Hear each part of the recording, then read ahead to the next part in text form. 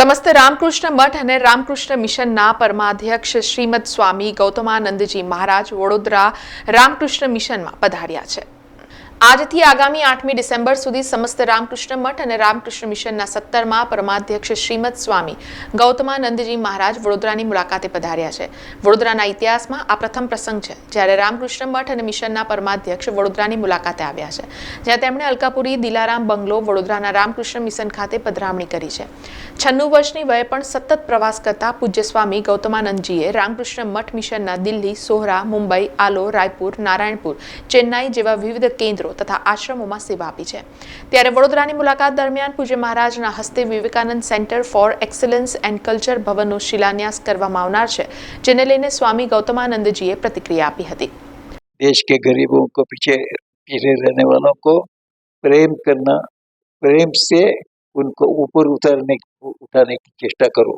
जो पिछड़े पड़े हैं, जो अनक्षरस्थ हैं, जिनका एजुकेशन नहीं हुआ है, सबके लिए विद्या दो।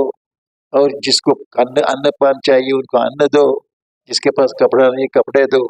और उसके बाद धर्म आएगा, धर्म भी दो उनको। ऐसे भारत के साधारण लोगों को नीचे से ऊपर उतारो, ऊपर रहने वालों को नीचे उतारने की चेष्टा मत करो। उस जमाने में ऐसा होता था, ऊपर में जो है उनके नीचे खींचने की।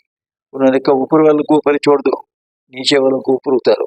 तो ऊपर उतारना माने है कि लोगों को अच्छी शिक्षा दो, अच्छा खाने पीने की व्यवस्था करो और अच्छा ऐसा विद्या दो जिससे वे अपने पैरों पर खड़ा हो सके। साथ ही साथ भगवान पर उनका विश्वास बहुत जबरदस्त हो। આવતીકાલે મંત્ર દીક્ષા છે સવારે, અને પરમ દિવસે સવારે Vivekananda centre for excellence and culture એનું ખાતમુહૂર્ત તેઓ કરશે, અને સાંજના જાહેર સભા સંબોધન કરશે। બધા નગરવાસીઓ એમાં આવશે અને પૂજ્ય ગૌતમાનંદજી મહારાજ આધ્યાત્મિક માર્ગદર્શન આપશે અને શ્રી રામકૃષ્ણ વિવેકાનંદ ભાવધારા વિશે પણ તેઓ વાતો કરશે। અને પછી 8 તારીખે તેઓ અમદાવાદ જવા રવાના થશે, અને મુખ્ય કાર્યક્રમ અમદાવાદમાં છે। ત્યાં 8, 9, 10 3 દિવસ થશે, જેમાં 9 તારીખે સવારના જે લેખંબા નામના ગામમાં સાણંદ તાલુકામાં એક 7.5 એકર નવી જમીન જે મળી છે અમદાવાદ સેન્ટરને, રામકૃષ્ણ મઠ અમદાવાદને, એમાં બહુ મોટું સંકુલ 75 કરોડ તૈયાર થઈ રહ્યું છે। એના પહેલા તબક્કામાં પ્રાર્થના ભવન અને સાધુ નિવાસનું ઉદ્ઘાટન સમારંભ સમર્પણ સમારોહ સ્વામી ગૌતમાનંદજી મહારાજ પ્રેસિડેન્ટ મહારાજના વરદ હસ્તે થશે। અને એમાં આપણા ગુજરાતના માનનીય મુખ્યમંત્રી શ્રી પણ પધારવાના છે। ત્યાં ઘણા બધા મહાનુભાવો, લગભગ 125 સંન્યાસીઓ, સમસ્ત દેશ વિદેશના સેંકડો ભક્તો દેશ વિદેશના એમાં સામેલ થવાના છે।